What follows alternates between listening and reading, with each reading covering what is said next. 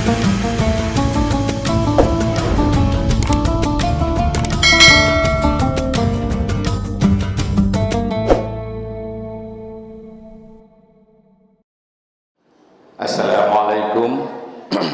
warahmatullahi wabarakatuh.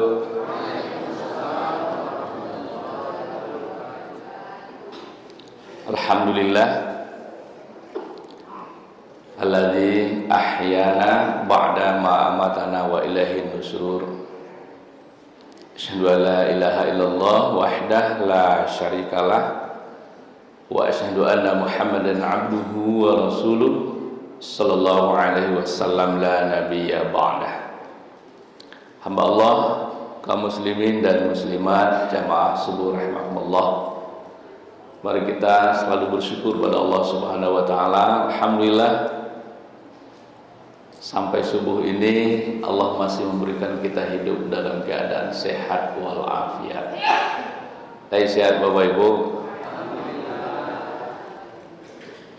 Ada kalanya yang hebat itu adalah ketika beliau sudah susah datang ke masjid, tapi ketika ditanya oleh sehat sebu, alhamdulillah Ustaz, sehat-sehat orang tua lah namuan. Bahasa orang tua jalan sila payah batungke-tungke, tapi tetap dia tiba di musaji. Selama sampai di masjid, beliau menganggap masih sehat.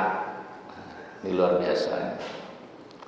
Kadang abak kalau tepere-pere jalannya, tepere-pere lah tau pak, ndak lurus lah tau, TPP, kadang condong ke kanan, kadang condong ke kiri, tapi tetap jo tiba di musaji. Beliau mengatakan, alhamdulillah Ustaz, sehat-sehat orang tua. Alhamdulillah. Aduh kadang-kadang nantageh jalannya, ndak tiba di musaji lah, tiba lah. Kalau keliling gor gak 2 putaran jalan pagi bisa, tapi ke masjid tidak sanggup. Nah itu fisiknya sehat, rohnya sakit. Nah alhamdulillah kita pagi ini masih diberikan hidup dalam keadaan sehat walafiat dan masih diberikan iman yang aktif untuk menggerakkan amal soleh. Kemudian mari kita sampaikan salawat dan salam untuk Rasulullah Muhammad sallallahu alaihi wasallam. Allahumma shalli wa sallim wa barik alaihi. Bapak Ibu jamaah subuh rahimakumullah, ada berita gembira dari Rasulullah ini. Suatu kali sahabat beliau sekaligus menantu beliau Sayyidina Utsman bin Affan bertanya kepada Rasulullah, wahai Rasulullah, ada manusia yang diberikan umur panjang sekali sampai dia tidak tahu lagi berbuat apa-apa, alias pikun, beribadah nggak bisa, pokoknya nggak tahu ya, tapi tetap hidup. Itu seperti apa ya Rasulullah? Bagaimana keadaan orang-orang yang seperti itu? Bapak Ibu saya tanya, awak dan segi kini ko atas permintaan awak atau atas pemberian Allah ini Pak? Kadang mohon maaf, ada malah panek gay duit, tapi duit jole. Iya, melihat penderitaan hidup, susahnya hidup deh. Awak kok mati segini rela juga mati, tapi tetap juga hidup, bahkan sampai lama sekali. Ada yang terbaring saja di tempat tidur. Bagaimana ini ya Rasulullah? Nah, apa aja Rasulullah dalam sebuah hadis qudsi yang cukup panjang. Kata Nabi begini, siapa saja di antara kalian yang Allah berikan usia sampai 40 tahun saja, 40 tahun, maka Allah akan menghindarkan darinya 2 penyakit. Pertama, penyakit gila, yang kedua penyakit sopak. penyakit sopak yang ini mungkin perlu kita konfirmasikan dengan dokter ahlinya, adakah kaitan usia 40 tahun itu dengan berbagai kondisi fisik. Yang kedua, bila kalian diberikan usia sampai 50 tahun saja, maka Allah akan memberikan nanti di akhirat hisab yang ringan. Dia diringankan hisabnya, Pak. Ustaz Edi berapa sekarang? 52. Lah dapat keringanan. Ringan, hisab ringan itu sama kalau bosobok razia, Pak. Prit gitu. Berhenti. Ada SIM. Ada Pak. Lah lanjut. Ndak tanya STNK lah, ndak tanya plat nomor lah, ndak tanya klason, lampu seng, ndak tanya lah. Pokoknya ada SIM lah, jalan. Itu namanya ringan, ndak banyak pertanyaan. Kalau di antara kalian ada yang dikaruniakan usia sampai 60 tahun saja, 60. Pak Haji berapa sekarang? 69, nah udah dekat 70. 60 tahun, maka Allah kuatkan hatinya untuk bertobat. Dikuatkan dari dalam. Maka umumnya orang kalau usia 60 nyala ke surau le Pak. Itu mau banyak pensiun ke surau tuh. Iya. Enggak dibawa-bawa benar tuh.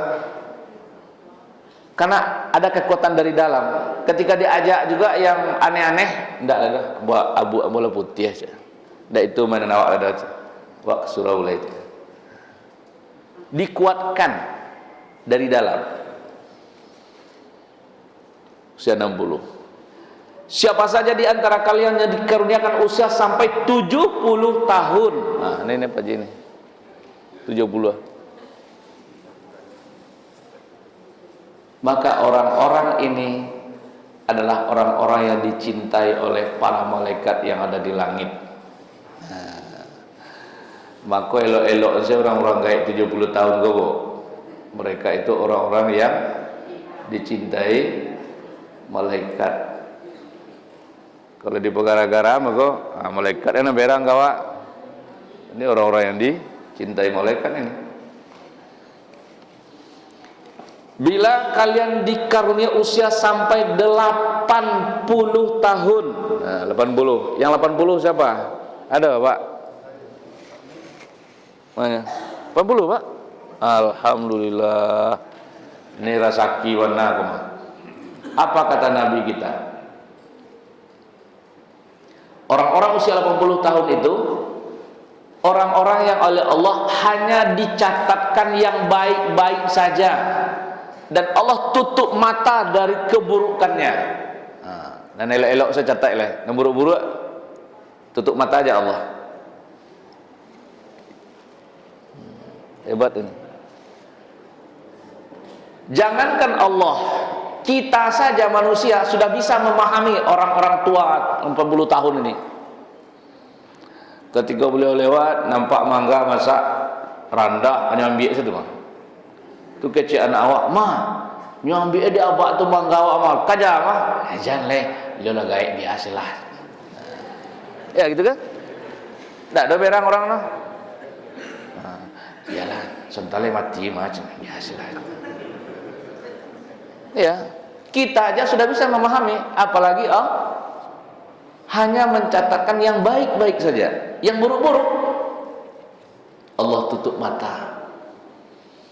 Karena usia 80 tahun itu untuk ukuran kita agaknya nih, ini sudah usia yang pertimbangannya tidak begitu jelimet lagi, ya. Maka ya sudahlah, Allah biasalah. Gitu lah kira-kira gitu. Bila di antara kalian dikaruniakan usia sampai 90 tahun, 90 nih. Lu nado lu nak.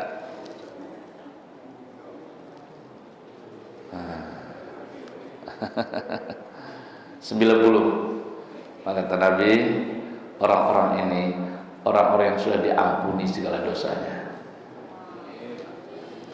Jadi jarusuh napikun golebo. Allah ampuni segala dosanya. Ini konteksnya sahabat Nabi yang bertanya ya. Sahabat Nabi berarti orang mukmin. Dan siapa saja di antara kalian dikarunia usia 100 tahun lebih, berapapun lebihnya. Nah, ini yang paling hebat nih. Apa kata Nabi? Maka Allah akan senantiasa mencatatkan segala kebaikan-kebaikan yang pernah dilakukannya di usia muda, sekalipun di usia uzur itu tidak dilakukannya lagi karena uzurnya. Misalnya abak kok azan orang lihat tiba di musaji, azan orang lihat tiba di musaji. Begitu usianya uzur, hanya bisa tergeletak aja, sholat pun nggak bisa lagi. Maka setiap azan, pahala sholat berjamaah tetap dicatatkan untuknya. Kalau beliau waktu muda setiap ke masjid bersedekah, maka tetap dicatatkan pahala sedekah itu setiap waktu, sekalipun di usia uzur itu tidak lagi dilakukan karena uzurnya. Inilah salah satu tafsiran dari surat At-Tin. Illal ladzina amanu wa 'amilus shalihat falahum ajrun ghairu mamnun. Orang yang beriman, orang yang beramal saleh akan diberikan oleh Allah pahala ganjaran yang tidak putus-putus. Berbahagialah para orang tua-tua ini. Maka dan muda-muda kini elok-elok perangai supaya nanti ilah gaib tetap dicatatkan kebaikannya. Jadi kalau setiap waktu sholat berjamaah, setiap waktu sholat berjamaah, nanti kalau Allah karuniakan kita usia sampai uzur, sampai nggak bisa lagi ngapa-ngapain, insya Allah Allah akan tetap catatkan itu. Nah, itu oleh-oleh pagi ini. Itu pembukaannya Pak pengajian kita. Ini pembukaannya baru nih. Pemanasan. Lesandang apa Ibu menengah hadis model kakak? Ada nama budi sih. Ketilan. Alhamdulillah. Mudah-mudahan kita peroleh. Jadi sepanjang apa? Karena usia bukan permintaan kita. Usia murni pemberian Allah. Diminta capek tidak dapat, diminta lama-lama tidak akan dikabulkan. Idza jaa ajaluhum la yastakhiruna sa'ah wa la yastaqdimun. Kalau sudah datang ajal, tidak bisa. Kita akan pulang ke hadiratnya. Nah, pengajian kita tadi pembukaannya, pemanasan. Pengajian kita berkenaan dengan masjid, ya.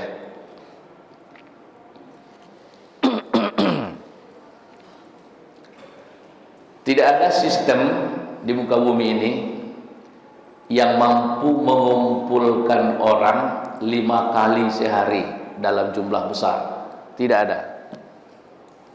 Kalau ada Pak Ibu yang berprofesi sebagai tentara, polisi, itu apelnya berapa kali sehari itu Pak? Apelnya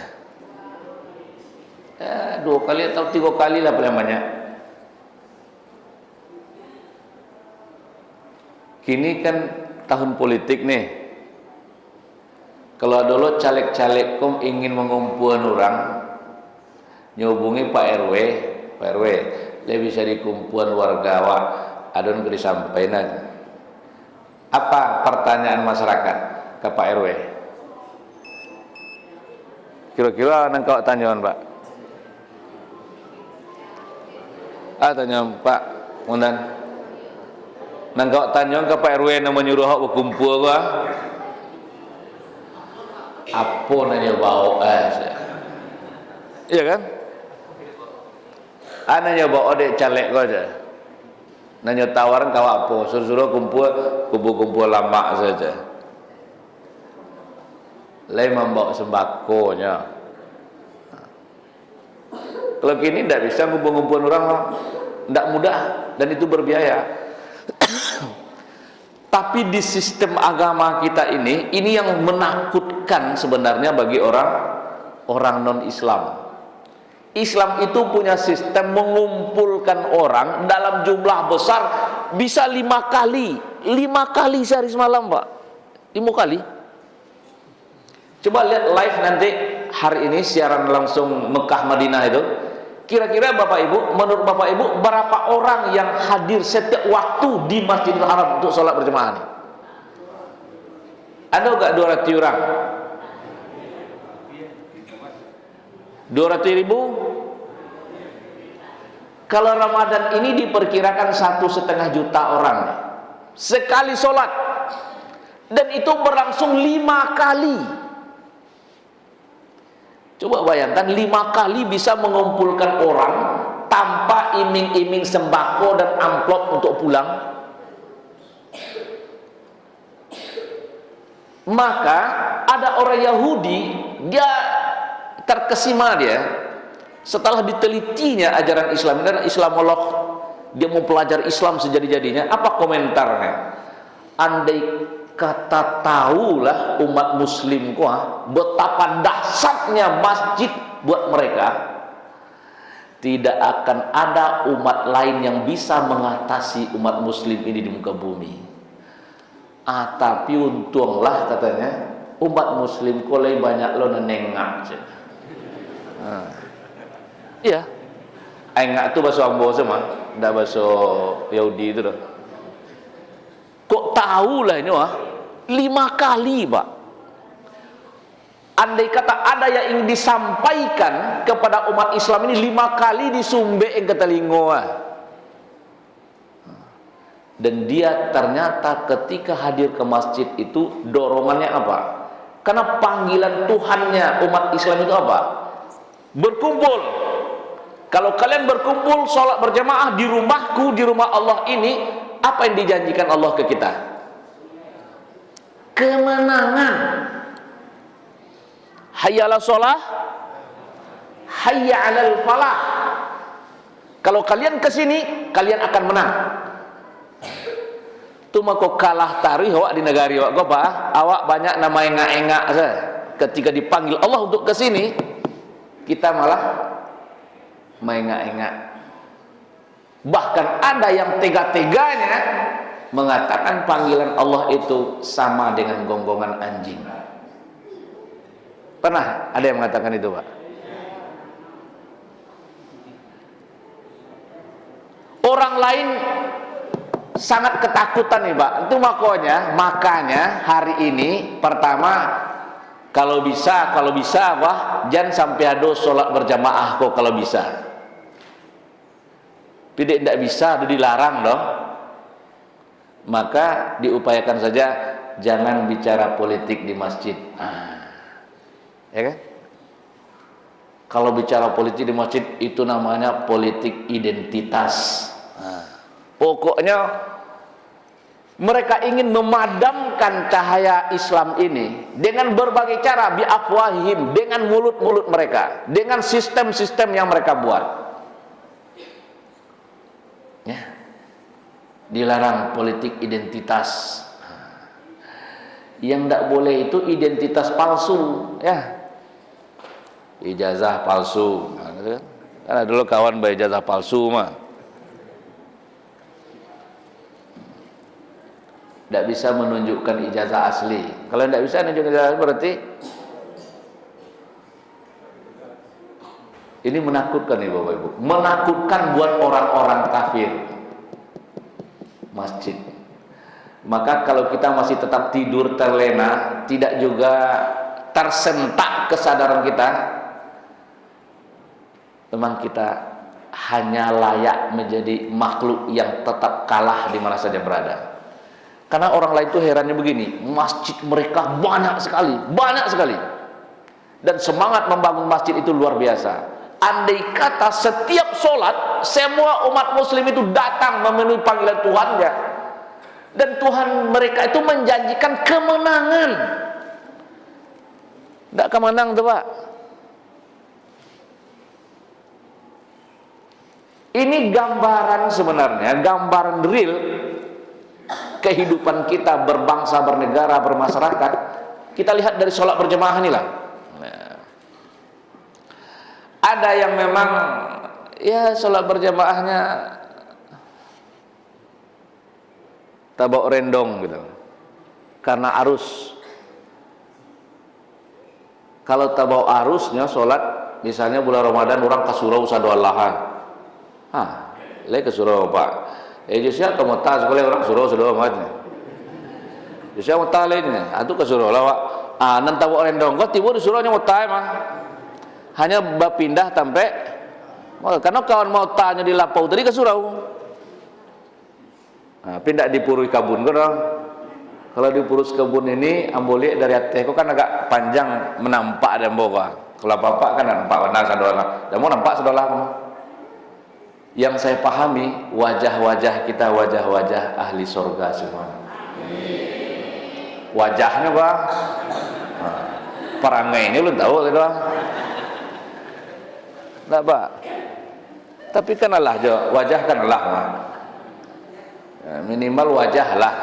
Kan tinggal merubah perangai saja. Tidak ada. Nih, kenapa sholat berjamaah ini yang dijadikan patron atau ukuran standarisasi pembentukan peradaban oleh Allah dan Rasul di agama kita ini? Belum ada rumah, belum ada tempat tinggal ketika Nabi hijrah dari Mekah ke Madinah. Yang beliau bangun pertama kali apa? Masjid. Masjid pertama yang dibangun oleh Rasulullah adalah Masjid Quba, di perkampungan Quba di pinggiran Madinah. Sampai hari ini karena menghormati tempat itu, Nabi kita mengatakan, siapa saja di antara kalian yang berwudu lalu dia berjalan menuju Masjid Quba dan sholat 2 rakaat di sana, maka dia diberikan pahala oleh Allah, pahala umrah yang sempurna. Sholat 2 rakaat. Makanya hari ini bagi jemaah umrah itu tetap dibawa ziarah ke Masjid Quba, sholat 2 rakaat di sana, dapat pahala umrah sempurna. Alun-alun sampai tinggal di Makalalok Nabi dan dibangun pertama kali masjid. Beberapa hari Nabi di Quba, terus ke Madinah. Di Madinah pun belum ada tempat tinggal di mana akan menginap. Beliau juga minta di mana kita bisa bangun masjid. Masjid lagi. Kenapa masjid? Masjid adalah simpul umat ini. Di masjidlah diajari hidup teratur. Keteraturan itu dilihat dari cara kita. Pertama, imam itu mesti dipilih. Di pemimpin itu dipilih Pak. Pemimpin bukan warisan, bukan tetesan dari siapa-siapa. Pemimpin itu mestinya dalam agama kita itu dipilih. Yang dipilih siapa? Orang-orang terbaik di antara orang yang akan sholat itu. Ini dalam konteks imam sholat. Pilihlah yang terbaik di antara kalian. Apa yang terbaik? Pertama, yang terbaik bacaannya, yang paling qori di antara kalian. Karena imam masalah menyampaikan. Beliau itu ketua delegasi hamba kepada Tuhannya. Jadi nanteloh-teloh, ada nanteloh Pak. Atau kok indakna teloh bermasalah lah. Huruf R-nya huruf G nya. Bismillahirrahmanirrahim. Tendak. Jangan. Tapi kalau model itu selalu kasado Allah orang seorang Padang mah. Orang seorang Padang, Auduri, mana lagi kalau di Padang nih? Atau R-nya berdaruh itu. Bismillahirrahmanirrahim. Model itu kasado Allah ya. Kalau model itu tuh Pak Ajole. Pilih yang paling qori di antara mereka. Kalau semuanya qori, kau mahasiswa STQ sudah maju. Kori-kori sudah. Pilih yang kedua apa? Pilih yang paling paham dengan Quran dan Sunnah. Yang paling paham. Ini kan banyak awak dan hafal ayat, tapi tidak paham ayat yang dihafal. Hafal saja. Qori ya, tapi tidak paham. Kalau tidak paham nanti susah. Nyolah tekan tiknya nih yang saya. Kalau imam sudah kentut gimana Pak? Kentutnya tidak berbunyi itu kan tidak tahu orang nama. Nah, kini kadang-kadang banyak pemimpin ini tak kantut-kantut, banyak kali kantut ya. Mana kantut itu tidak berbunyi lah. Cuman bahunya lah kemana-mana. Kok bahun-bahunnya dari imam kemana? Nah, kipas angin di muka, baunya dari muka keluar. Berarti imam kantut, tapi ini taruh saja. Ini kan ada dolanan candu jadi imam gua. Asa kamat orangnya menyorong ke muka, asa kamat orangnya menyorong ke muka. Asal lainnya ke muka, orang lama rumah pari orang. Ailau mama kalau kacau pas. Awak di rumah solat lagi. Pak pulang Pak. Tuh ayo lo jadi imam aja. Ada ndak orang yang candu jadi imam tuh Pak? Nan candu pangke di masyarakat ada ndak? Lah pensiun nyo minta jo jadi RW. Indak tapi lah jadi RW, RT di mana? Indak jo RT pilih orang dah, karena track recordnya agak buruk. Jadi imam ndak bisa ada. Apalagi imam kan? Nah, kan ada yang suka menyorong-nyorong tuh. Ada yang tidak mau tangga-tangga dari RT. Tapi tidak dipurui juga lah. Inyo semua kepanjangan RT.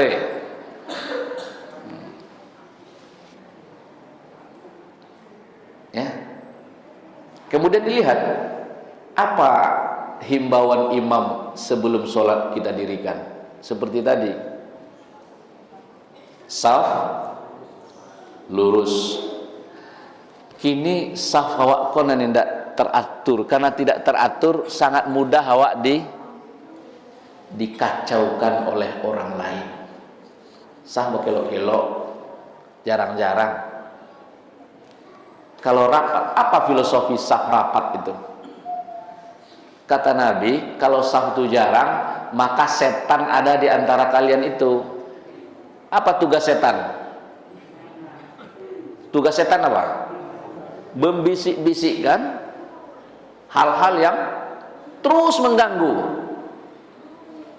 Nah, kita disuruh rapat. Nah, Bapak, kenapa mesti tumit kalau untuk rapek itu, Pak? Karena kalau ke muko banyak orang yang berlebih.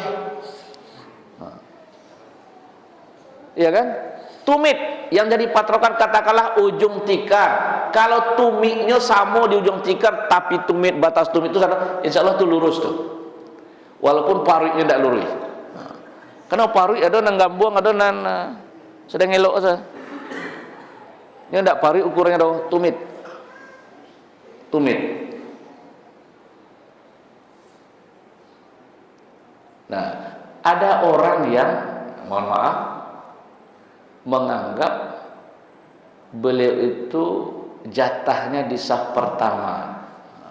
Biar terlambat bananya, dia tetap juga ingin ke muka mah. Tu ada anak-anak nan duluan tibo. Nyobain muka, nyigang ke belakang. Anak belakang.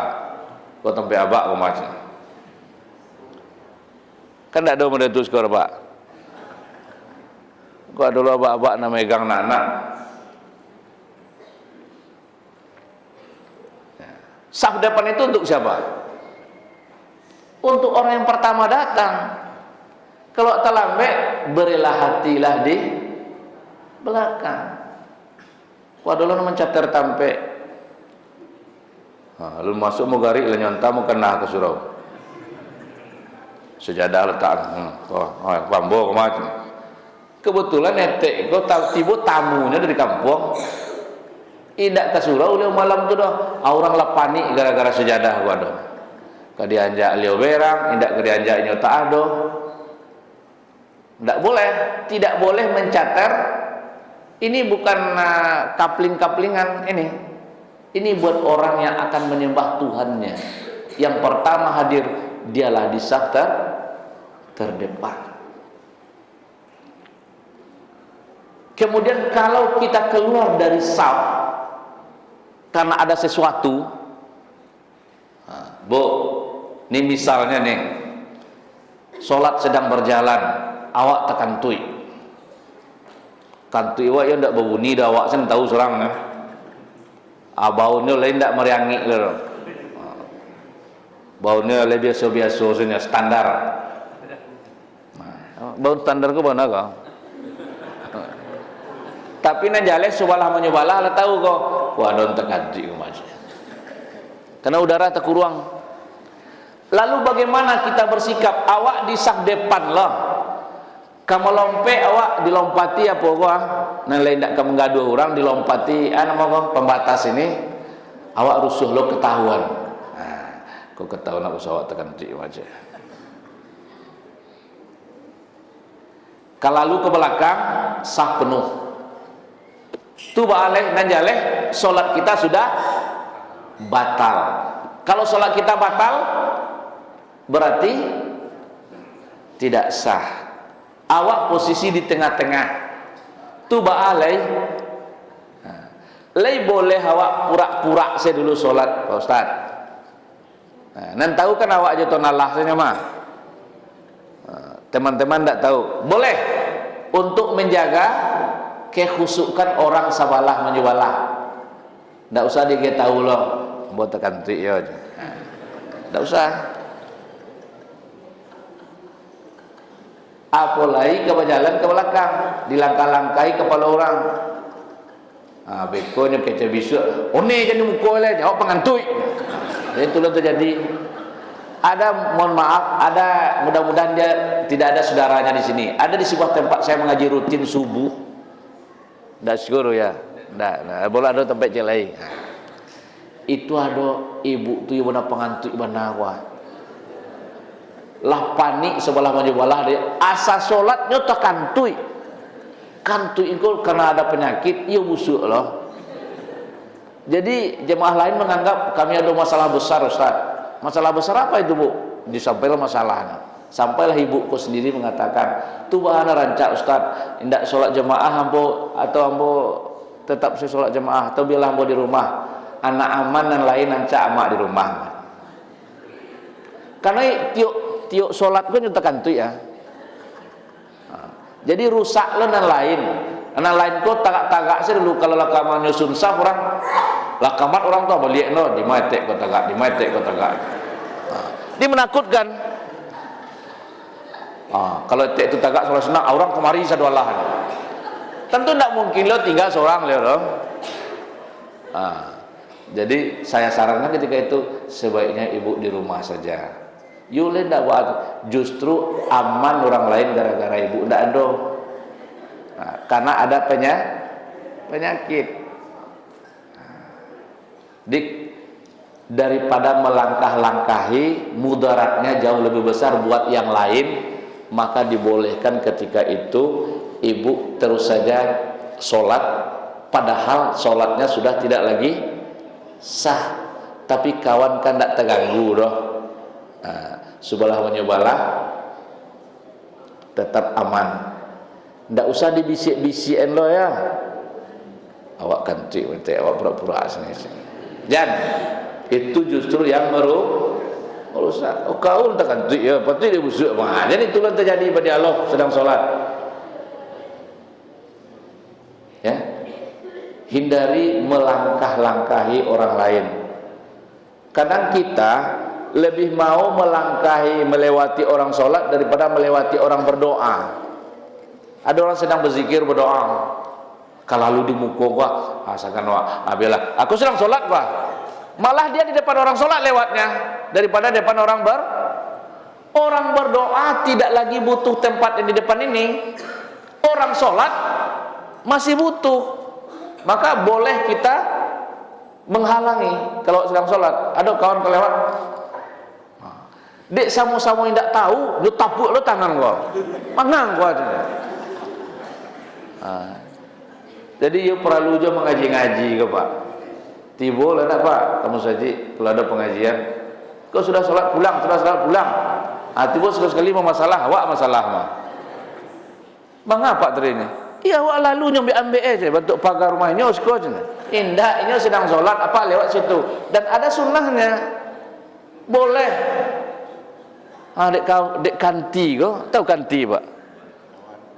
Kanti kau orang berkumpul apa? Kanti kau dia tidak tahu ilmu itu, doh. Begitu orang mambek, dia tapuk tangan orang kau, menang kau aja. Ya. Kemudian ada lagi, ini dulu candu jemaah kau. Nah, ini kejadian di Masjid Raya nih. Di Masjid Raya Ampang itu ada jemaah kami namanya, mohon maaf saya ceritakan aja, namanya Fadil. Dia ikon Masjid Raya. Cuman dia itu manusia 1000 wajah ini.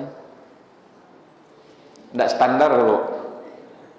Cuman hujan patuh ini harinya tiba saja pak. Jadi gaya aku ya putih larinya. Ini pakai sal, pakai kadang-kadang pakai topi haji, pakai baju koko, pakai sal. Hanya sholatnya serakaat saja. Tak atau langsung rukuk langsung sujud, langsung salam lah. Jadi pas ini telambe, ini sholat seorang. Ati bolo, ada jemaah baru. Ini gabi lo lah.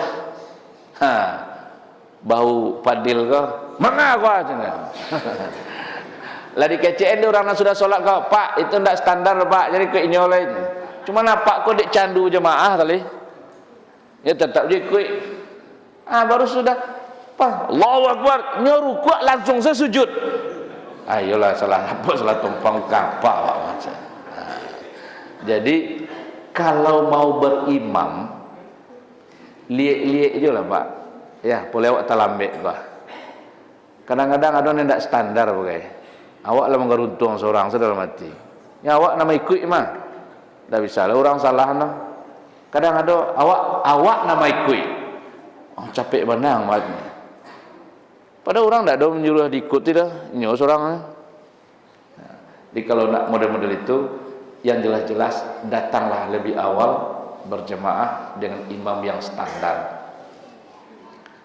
Saya kira itu sedikit pengajian kita subuh ini. Ada pertanyaan enggak seputar itu? Siap? Iya Pak. Sutrah ya. Ya. Di mana? Anda kalau berjamaah sutrahnya imam itu ya imam di depan kan? Sutrah kita di mana? Di tempat sujud kita ini mestinya nggak boleh lewat sini. Maka Nabi kita melarang keras itu. Mendingan kamu menunggu bertahun-tahun daripada melewati orang sholat. Itu di Makkah batu Ustaz, no pijak-pijak gitu kadang-kadang kepala kan. Untuk ukuran Masjidil Haram itu ada kadang-kadang pengecualian-pengecualian yang dimana di sana itu fakta-fakta tidak bisa dijadikan standar faktanya ya. Kadang-kadang langkah-langkah sih kepala wak. Ini melangkah wak tagak dah. Alat tiba dalam yuk tadinya sujud, ini melangkahnya gadang tinggi. Pas wak duduk, ala kalam sih negari kau. Kira dalam kainnya wak tiba. Balai, ya. Itulah sekali-sekali kejadian tu nya. Beda acok onar. Jadi sutrah itu kalau kita jamaahnya Pak di sini. Inilah batas kita, tidak boleh lewat sini. Tu apa lo kepentingan awak lewat sekolah? Orang sholat. Kalau tidak batal sholat Bu, tidak boleh. Tidak boleh bergerak, tidak boleh bicara selain dalam konteks sholat. Itu makanya diawali dengan takbiratul ihram, takbir yang tidak lagi membolehkan apapun. Atau mau ambo sampai hari kini kok agak mayang kalang ambo yang tidak ambo mematian HP kok. Nyobo HP. Ingat Pak, kalau kita bawa HP indak dimatian doh. Artinya apa? Di HP itu ada sinyal dan di sinyal-sinyal HP ini itu masih leweran film porno segala macam buruk-buruk. Artinya apa? Ketika tidak dimatikan, kita membawa porno-porno ke dalam masjid. Ini tempat sujud kita. Andaknya di silent saja mati. Diselin ke masuk enggak dia? Masuk. Itu muka dimatian. Bukan enggak boleh bawa HP, boleh bawalah HP kat sekarang tapi matian. Iko ndak tabadonya HP nyolai silent mah getaran saja. Getaran alat tadi serba muka wah. Wah salah. Gari-gari nah. Kok sialan nama telepon bawa salat mana. Maka Allah pertanyakan itu, kapan kau alam ya'nil ladzina amanu an takhsha'a qulubuhum bi dzikrillah. Kapan lagi orang beriman itu akan serius dia menyembah Allah? Bantu para lumana lo HP kau bantu Padahal awak orang biasa-biasanya, sialan ke telepon enggak, Pak? Kalau kita mengatakan Allah yang maha besar, berarti selain Allah kecil. Kalau kadang lo urusan HP pada tenalah Rasul akibatnya. Sampai gini agak lagi kecean tuh. Lah bertambah pengumuman imam tuh mah saf lurus rapi, AP matian. Mulai seperti Allahu Akbar. Kan kasadonya orang Tagadurnya tuh.